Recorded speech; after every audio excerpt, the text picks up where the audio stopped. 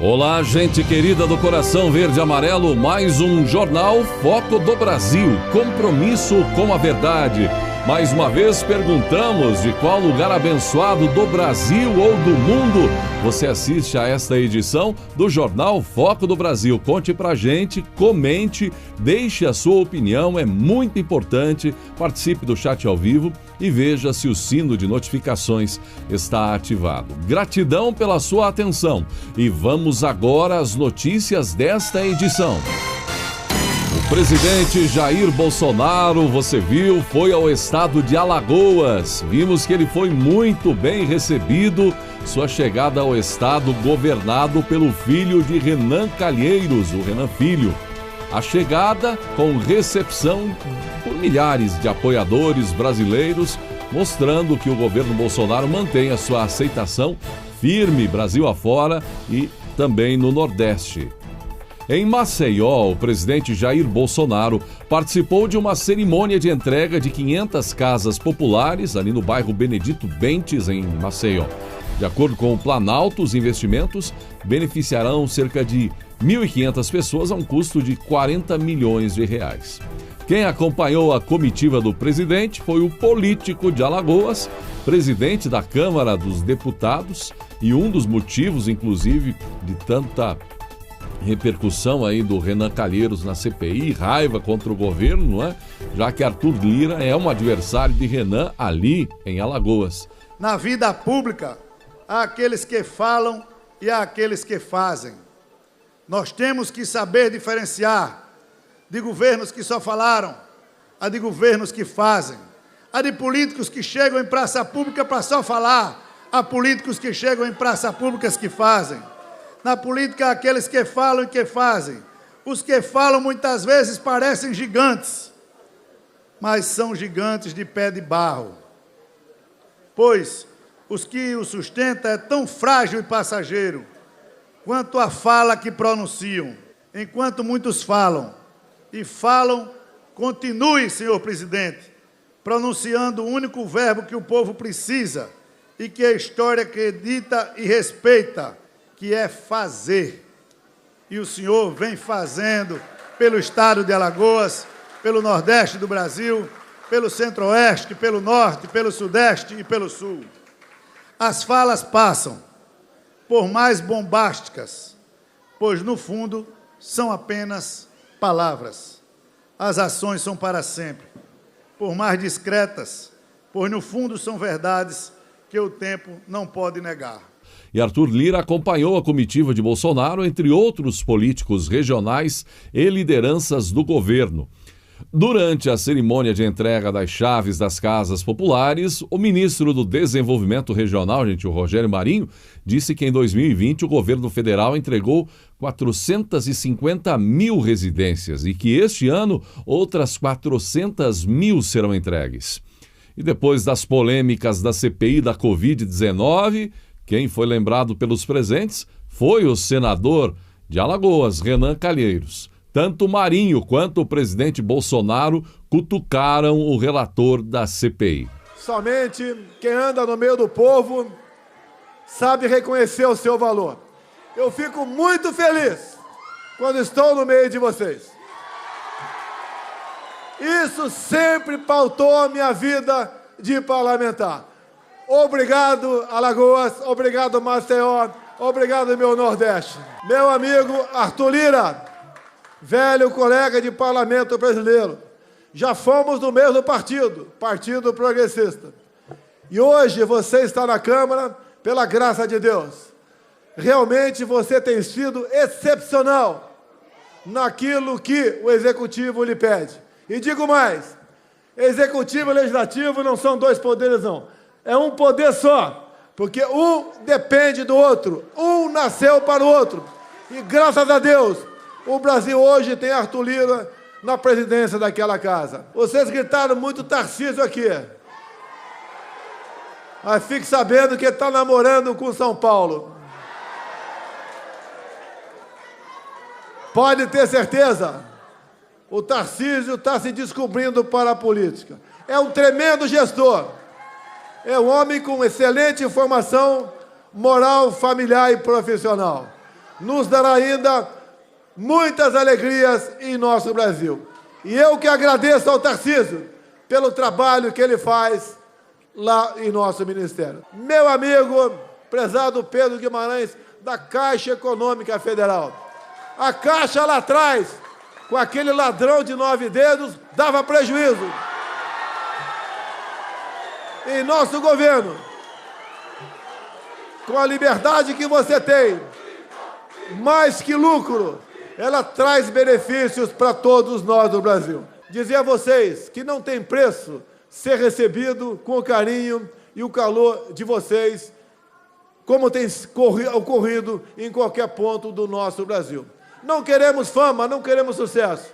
Queremos apenas concluir o nosso mandato, deixando um legado de muito trabalho, de muito respeito a todos vocês. Todos nós aqui temos uma missão nessa terra. Eu agradeço a Deus pela minha segunda vida. E também a Ele, que pelas mãos da grande maioria de vocês, me botaram à frente do Executivo Federal. É difícil? Sabemos. Não vai ser fácil? Sabemos também. Porque sempre tem alguém, picareta, vagabundo, querendo atrapalhar o trabalho daqueles que produzem. Se Jesus teve um traidor, temos um vagabundo inquirindo pessoas de bem em nosso país. É um crime o que vem acontecendo com essa CPI. Mas o que interessa são as boas ações, as boas coisas. A grande maioria dos políticos brasileiros tem uma nova visão hoje em dia.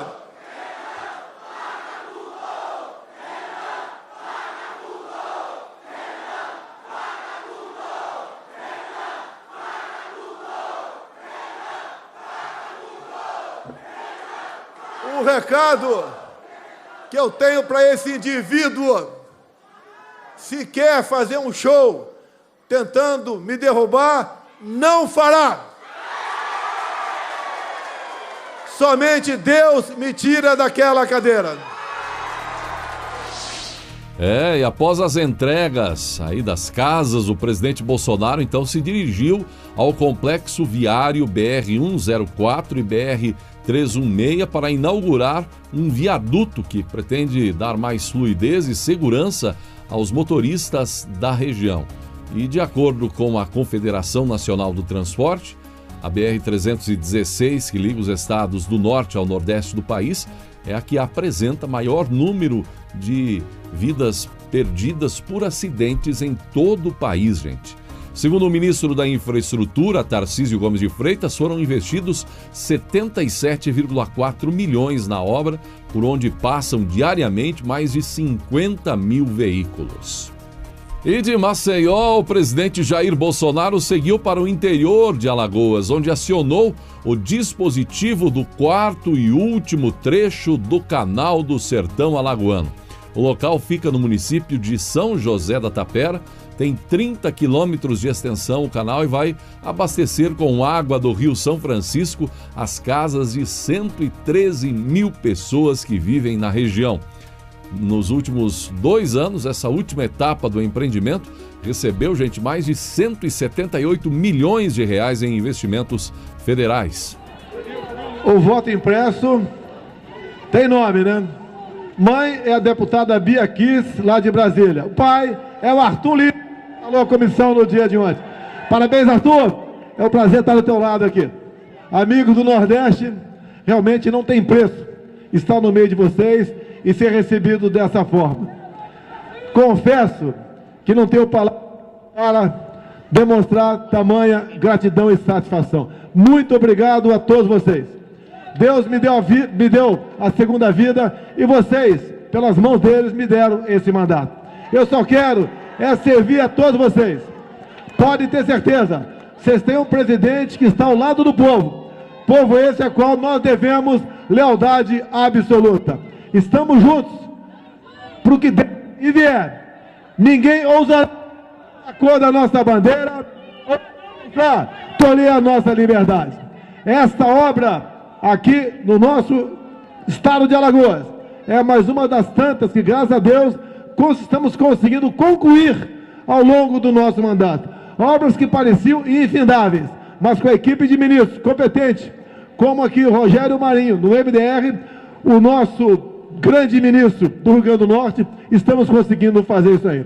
Eu só peço a Deus uma coisa, que nos dê força, sabedoria e coragem para enfrentar os desafios e concluir o nosso mandato, de modo que possamos dizer lá na frente que fizemos o melhor de nós.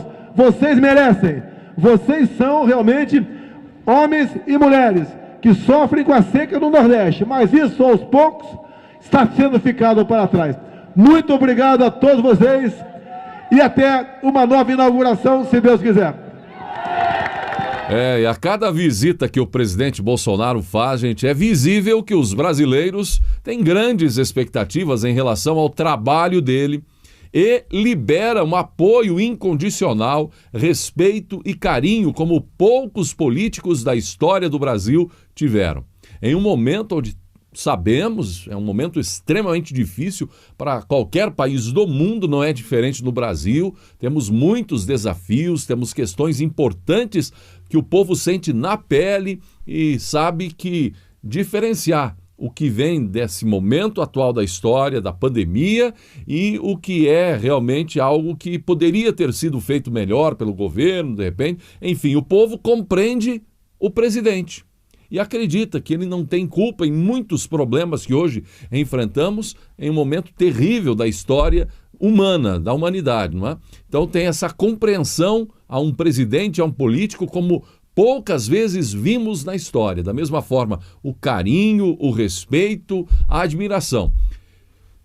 Inclusive, pelo contrário, já vimos também muitos políticos sendo esculhachados pelo povo e que deixaram o Brasil perder o bonde em um dos melhores momentos da história nacional. Quer dizer, melhores momentos da história mundial, quando o mundo estava crescendo, quando não tinha guerra, quando o mundo não tinha pandemia, quando o Brasil poderia dar um salto histórico épico. O que vimos há pouco tempo, mergulharam o país na lama da corrupção e o trem passou e perdemos o trem, o bonde da história.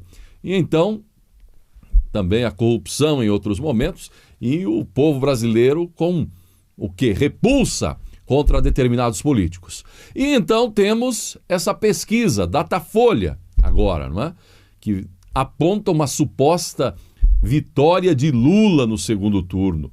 Petistas e os comentaristas da mídia que torcem contra Bolsonaro foram além, falaram em vitória do petista já no primeiro turno. Isso é plausível?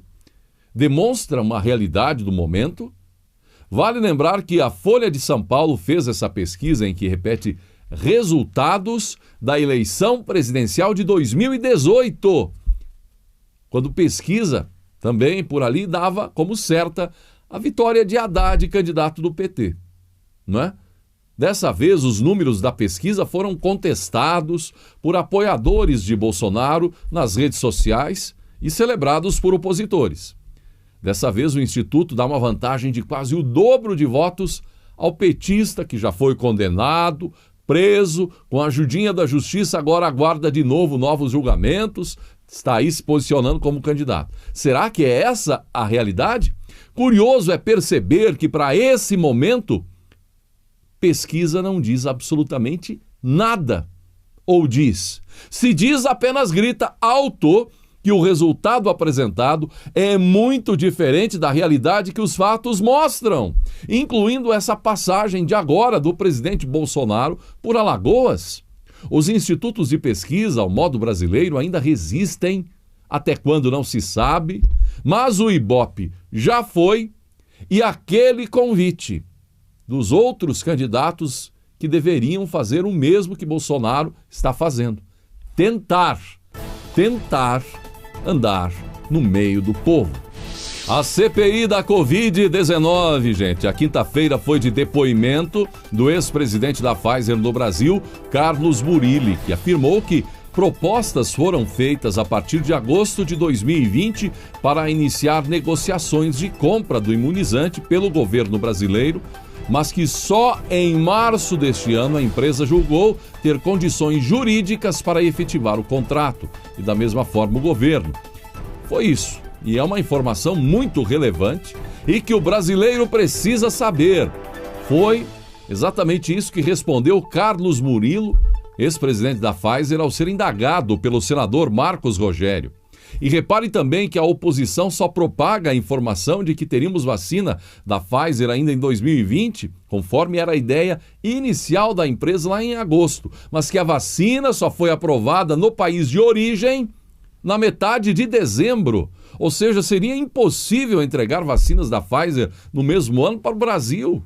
São informações esclarecedoras que você vai ver agora, exigem sua atenção. Veja. Considerando que Vossa Senhoria declarou que a legislação brasileira necessitava de ajustes no final de novembro de 2020, quando a Pfizer verificou que havia segurança jurídica para a assinatura definitiva do contrato? Eu estou procurando aqui a data, entendo, desde março. Esse foi o momento em que a Pfizer considerou que as condições legais do Brasil ofereciam segurança jurídica para contratar. É isso?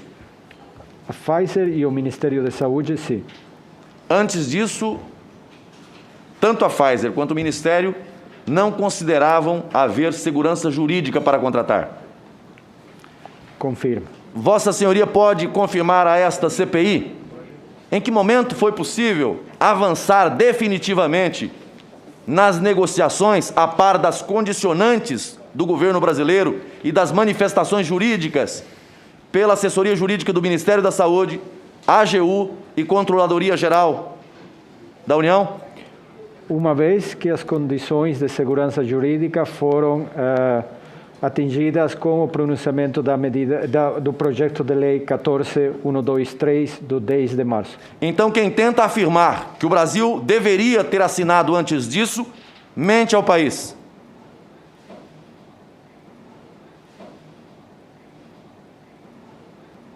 Eu fiz uma pergunta objetiva e muito clara. Quem diz que o governo poderia ter assinado antes, ou desconhece as condições jurídicas, ou mente ao país, porque a Pfizer está dizendo aqui que só pôde avançar quando a legislação mudou. Isso é verdade? Nós podemos assinar somente quando as condições foram dadas. Isso é importante deixar claro, porque há aqui uma tentativa de construir uma narrativa mentirosa. Esse Senado Federal teve um papel preponderante. Vossa Senhoria declinou aqui a liderança do presidente Rodrigo Pacheco, que chamou para si essa mediação, teve participação, salvo engano, de outros senadores, aqui senador Randolph, e que possibilitou que o parlamento brasileiro aprovasse essa norma para que pudesse, então, permitir o governo assinar com a Pfizer. Vossa Senhoria disse que a proposta inicial previa a entrega de vacinas para o Brasil ainda de 2020. É isso? A proposta considerava um quantitativo de 1,5 milhão o 2020. Quando? A proposta era 2020. Nesse momento, tínhamos que cumprir outras condições, como a emissão de registro sanitário, e nesse momento também a condicionante se que a vacina, inclusive, ia ser exitosa. Então, a proposta sempre indicou 2020, assumindo-se que... Indago Vossa Senhoria, em que momento a vacina da Pfizer foi aprovada pela FDA americana? Novembro de 2020. Essa é a data? Não tenho a data exata. Não seria 13 de dezembro de 2020? Dezembro de 2020. E a Pfizer está anunciando na CPI que pretendia entregar vacinas ao Brasil ainda em 2020.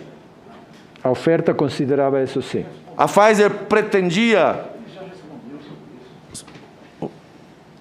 Senhor presidente, eu vou pedir que... Por favor, está garantido, está garantido. A Pfizer pretendia entregar vacina no Brasil em 2020, mas ela só teve aprovação na FDA americana em 13 de dezembro de 2020. Pergunto, em que momento a Pfizer deu entrada na Anvisa para a aprovação da sua vacina, que é uma condicionante para a entrega no país?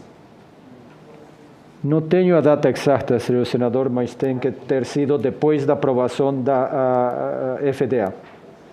Bom, então como Vossa Senhoria afirma a essa comissão e ao Brasil que a Pfizer entregaria vacinas ao Brasil ainda em 2020. Se Vossa Senhoria afirma aqui que não havia sido aprovada na FDA americana e que não havia sequer pedido para aprovação da Pfizer na Anvisa brasileira. A proposta precisamente considerava caráter condicional da entrega em função às aprovações na FDA e no Brasil. Ele já deu essa informação.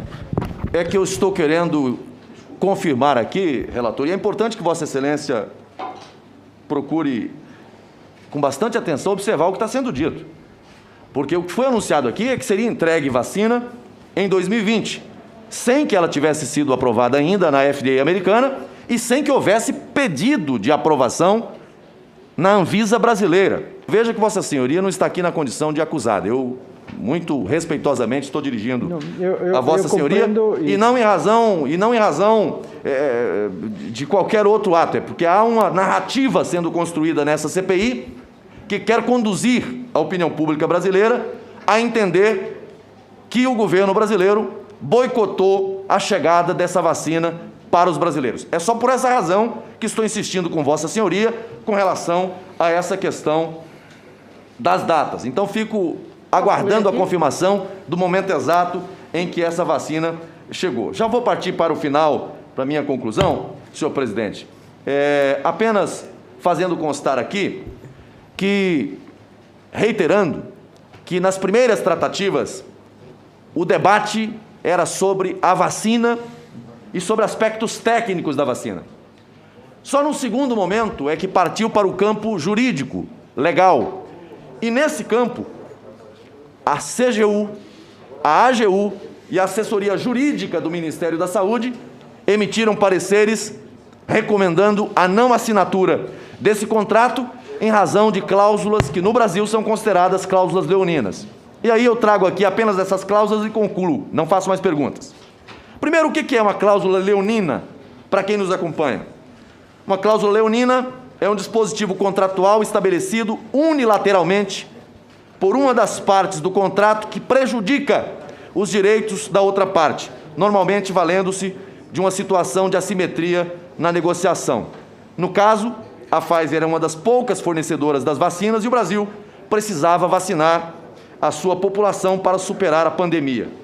3 cláusulas jurídicas consideradas incompatíveis com a legislação brasileira. Imposição da farmacêutica. Que o Brasil dispusesse de valores em uma conta no exterior da Pfizer como garantia de pagamento, na chamada pré-compra.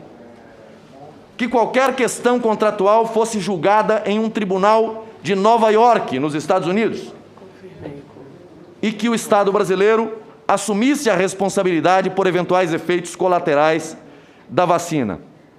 A legislação não permitia, até então, a assinatura do contrato com cláusulas impostas nessas condições. Foi por isso que o Senado Federal e o Congresso Brasileiro teve que aprovar uma legislação permitindo o governo assinar esse contrato com a Pfizer. Está aí, como não havia ainda vacina propriamente, e muito menos a aprovação da Anvisa, e nem condições legais, sobretudo por questões referentes às cláusulas contratuais impostas pela fabricante à época, o contrato não foi efetivado, não é? Vindo a ser realizado somente neste ano, quando o Congresso Nacional aprovou uma lei que deu condições jurídicas para o governo brasileiro formalizar o contrato nas condições da Pfizer. E uma pergunta feita pelo senador gaúcho Carlos Reins ao ex-presidente da Pfizer, uma pergunta que chama a atenção, e ele lembra que em governos anteriores, em grandes e pequenas negociações, a palavra propina era comum, muitas vezes presente, não é? E o senador questiona se isso ocorreu agora no governo Bolsonaro, nessas negociações com a Pfizer, com as dificuldades. Será que não surgiu a palavra propina até a compra agora de 200 milhões de doses da empresa? E um outro ponto importante que eu quero chamar a atenção, Vossa Excelência sabe, né? O Brasil hoje é o 4º país do mundo em número de vacinados, de pessoas vacinadas. Está na frente, inclusive, da Inglaterra. Desde a semana passada, cruzamos a dianteira da Inglaterra. Também isso é importante que se diga isso aqui. É China, Estados Unidos, Índia e depois vem o Brasil, e o quinto vem a Inglaterra.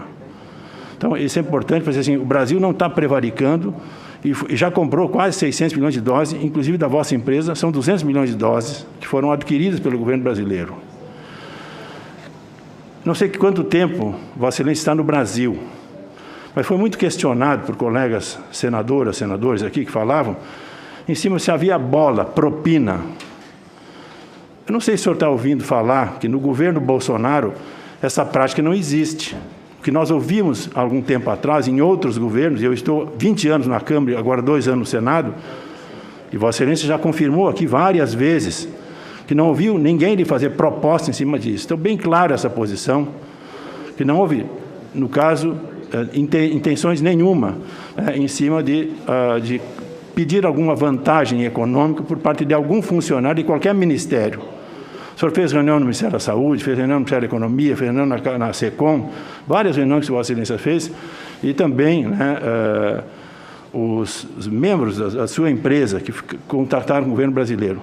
Só para confirmar, confirma o que eu estou lhe perguntando? Confirmo, nós não recebemos nenhuma solicitação de propina. E o senhor também sabe que o Brasil hoje é o 4º país do mundo em número de pessoas vacinadas. Eu não tenho conhecimento. Mas eu tenho, estou só lhe afirmando isso aqui, porque a Inglaterra, até a semana passada, vacinava mais que o Brasil, né? Então, hoje, nós vacinamos mais que a Inglaterra e seguiremos, né, até o fim para a nossa população. E também, né, algumas notícias da imprensa internacional dão conta do atraso. Eu recebi, por exemplo, da União Europeia, né, na União Europeia, a Organização Mundial da Saúde criticando nos blocos da União Europeia, dos 27 países, apenas 3 haviam cumprido a meta.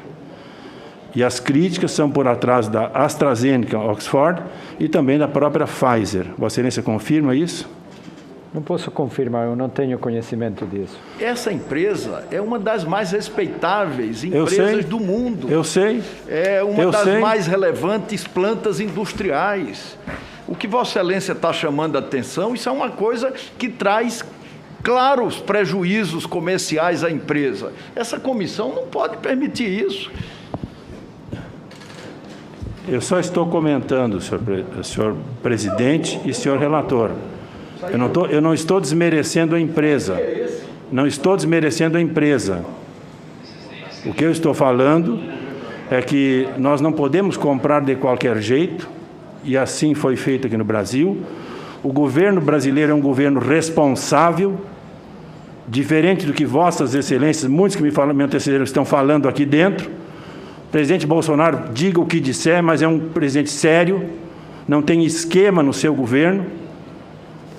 Vossas Excelências sabem que aqui não é um esquema de corrupção com o Banco do Brasil, com Caixa Federal, com BNDES, com Petrobras, com Fundo de Pensão, empreiteira, isso não existe. E da mesma forma aqui, que ele já confirmou, que não tentou ninguém, não falou com ninguém, não pediu para ninguém. Que ele pediu ajuda, inclusive, do senador Randolph, para que agilizasse o processo, e é legítima essa questão, um projeto que o próprio presidente do Senado fez, né, o projeto para acertar a legislação que nós precisamos. É nesse sentido, senhor Carlos Murilo, que é a nossa preocupação, tirar o aspecto político dessa questão que está vendo aqui, assassinando reputações. Nós temos uma verdadeira perseguição aqui de médicos que resolvem adotar um tratamento. Processos que o Ministério Público está movendo contra médicos, assassinando o direito do médico. Eu receito o que eu quiser, sou médico.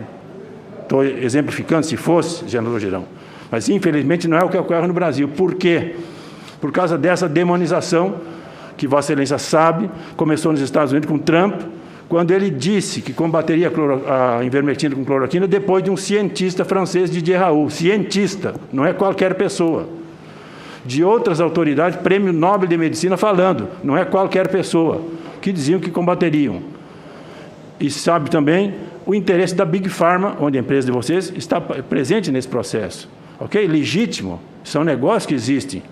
Agora, criminalizar um produtinho lá com 70 anos, que não tem mais patente, esse é o processo. E aqui, senhor Carlos Murilo, é o que nós estamos vendo nesta CPI. Tem esse interesse e tem essa direção. Interesses ideológicos que não poderiam existir, não apenas no Brasil, mas no mundo inteiro, não poderiam existir, E a ciência, o médico tem que ter o direito de receitar o que ele quiser. Não é aquilo que um ou outro pensa. Se eu sou de direita, penso de um jeito, se sou de esquerda, penso de outro jeito. Só estou falando isso para referendar nessa comissão. Nós podemos falar, temos direito de falar, cada um fala o que quiser. Eu estou falando o que eu quero e afirmo o que digo e comprovo o que falo.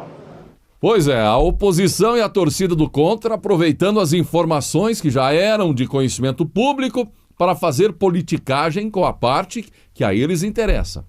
Parte da imprensa que trabalha contra o governo também chegou a dizer que o Brasil poderia ter 4,5 milhões de doses a mais do imunizante da Pfizer até aqui, se tivesse fechado o contrato no ano passado.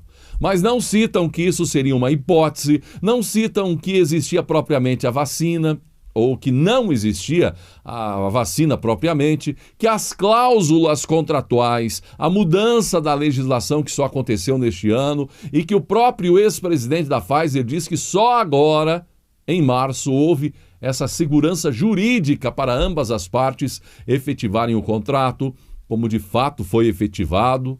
200 milhões de doses agora. A torcida do contra não cita que a Anvisa não tinha nem pedido de aprovação da vacina da Pfizer no último dia do ano de 2020. Não cita que agora o Brasil tem contrato para essas 200 milhões de doses, contrato aprovado, firmado, não é?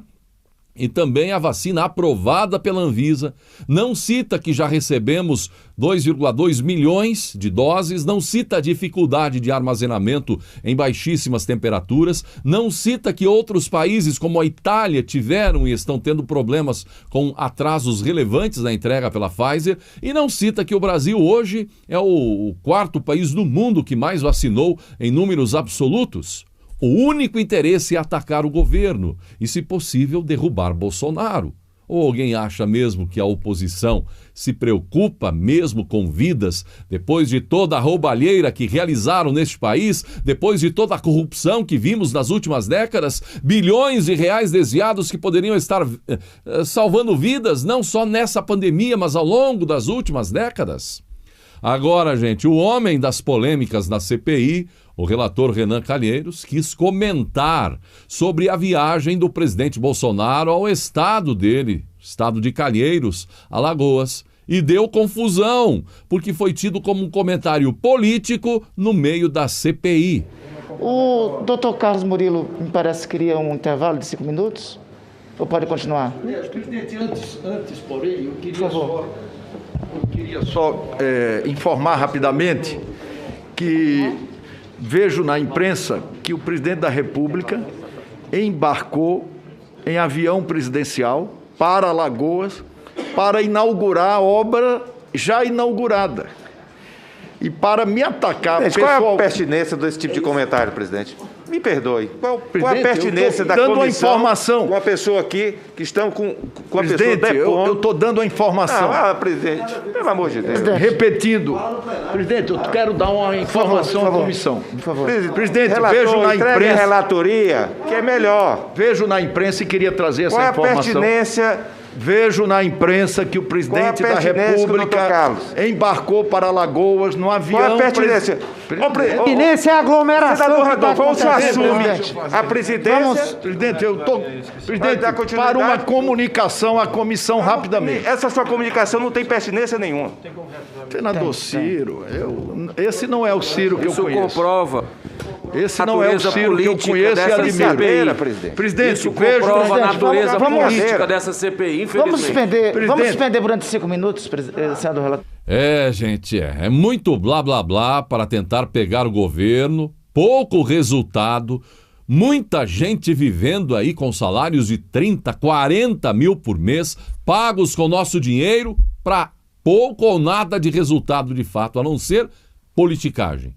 Para os corruptos, grande parte solta, corruptos que inclusive circulam no Senado, na Câmara, enquanto outros talvez até não participaram diretamente da corrupção, mas praticaram corrupção contra o povo ao atender companheiros na hora de garantir que condenações fossem anuladas, na hora da justiça ser defendida. Não, defenderam os condenados, os corruptos. Na hora de ouvir o povo, foram atender os interesses daqueles que deitaram e rolaram com o dinheiro público, conforme a Lava Jato demonstrou. E mais, hoje garantem uma perseguição absurda contra procuradores, contra promotores, contra juízes que lutaram para que a justiça fosse feita neste país, lutaram com muita paixão, por sinal. E esses são perseguidos hoje pela própria justiça, não é? E esses que perseguem a justiça são gente paga com o dinheiro dos impostos cobrados do povo brasileiro. Além da burocracia neste país, ainda temos que arcar com entraves dessa guerra política, da corrupção e do peso da máquina pública em nossas costas. E todos sabemos com clareza onde está o problema. A diferença é que o povo sabe e sofre com isso, carregando o problema nas costas, enquanto outros tanto sabem onde está o problema como fazem parte do próprio problema.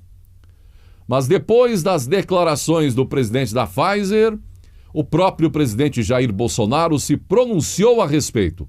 Postou em suas redes sociais uma imagem de Renan Calheiros e a seguinte legenda: gerente-geral da Pfizer na América Latina bota ponto final na CPI do Renan. O Brasil foi um dos primeiros países do mundo a ter o registro da vacina Pfizer. Parabéns, Anvisa e ministro Eduardo Pazuello. O tempo de avaliação foi adequado, considerando o cenário da pandemia? Houve alguma dificuldade no processo? A Anvisa emitiu o registro permanente da vacina da Pfizer o 22 de fevereiro de 2021. Foi um dos primeiros países do mundo a ter o registro permanente. Não tivemos dificuldades no processo com a Anvisa. Alergia no Senado, gente. Um material publicitário enviado ao gabinete de senadores provocou reações alérgicas nos servidores que receberam o conteúdo. O caso foi revelado pelo senador Marcos Rogério em sessão da Comissão Parlamentar de Inquérito da Covid. Segundo Rogério, uma assessora desenvolveu reação alérgica ao kit enviado por uma organização. Pelo menos 2 pessoas tiveram problemas ao ter contato com o conteúdo. Uma informação aos senadores: foi encaminhada uma encomenda aos gabinetes, ao que me parece é uma campanha de conscientização de maus tratos aos animais, e uma assessora teve contato com o objeto e desenvolveu uma reação alérgica, disse ele. O parlamentar alertou os colegas da casa. Me parece ser uma campanha legítima, apenas para que todos tenham o devido cuidado, completou ele. O presidente da CPI, senador Omar Aziz, sugeriu que a Polícia Legislativa fosse acionada. A campanha publicitária do material teve ampla divulgação nas redes sociais. Na narrativa, um coelho é entrevistado como se estivesse gravando um documentário. Ele conta em detalhes a sua experiência como cobaia em testes de laboratório. A campanha tem o objetivo de chamar a atenção para a crueldade envolvida na realização dos testes em animais. E a campanha, a peça, enfim, o coelho talvez, deu alergia no Senado. Convidado para o programa do Ratinho do SBT, o ministro das Comunicações, Fábio Faria, defendeu o presidente Jair Bolsonaro e recebeu o apoio de Ratinho. Ratinho quis a opinião do ministro sobre a existência de uma campanha das televisões contra o presidente Jair Bolsonaro. Primeiro, notícia ruim vende mais que a boa.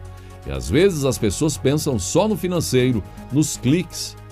Aí a gente vai para alguns países e liga a televisão e só vê notícia boa daqueles países. Aqui não.